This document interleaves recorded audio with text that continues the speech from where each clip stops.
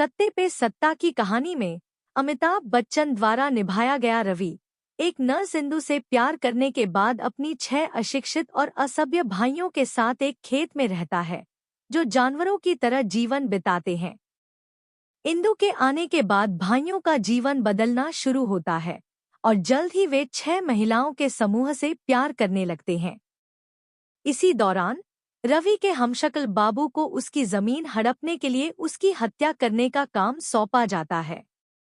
बाबू सीमा की जान लेने में असफल हो जाता है, लेकिन सदमे से सीमा फिर से चलने लगती है। बाबू परिवार के साथ समय बिताने के बाद अपनी गलती का एहसास करता है, खुद को सही साबित करता है और भाइयों को रंजीत को हराने और रवि को बचाने के लिए प्रेरित करता है। रवि का धोखे से शादी करना। रवि और उसके 6 भाई एक खेत में अनाथ और अशिक्षित होकर रहते हैं। रवि को एक नर्स इंदु से प्यार हो जाता है, लेकिन वह उसे अपनी शादी करने से पहले बताता है कि उसका केवल एक छोटा भाई है, यानी शनि। शादी के बाद इंदु को पता चलता है कि उसके 5 और भाई भी हैं। भाइयों का सभ्य बनना। इंदु इन 6 भाइयों को सिखाती है कि कैसे रहना है और उन्हें सभ्य बनाती है।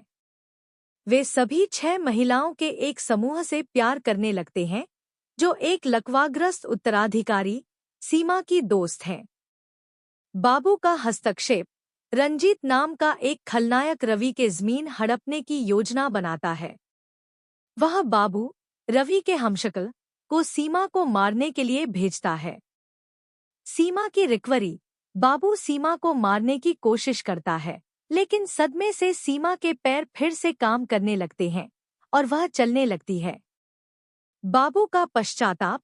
बाबू परिवार के साथ रहते हुए अपराध बोध से ग्रस्त हो जाता है।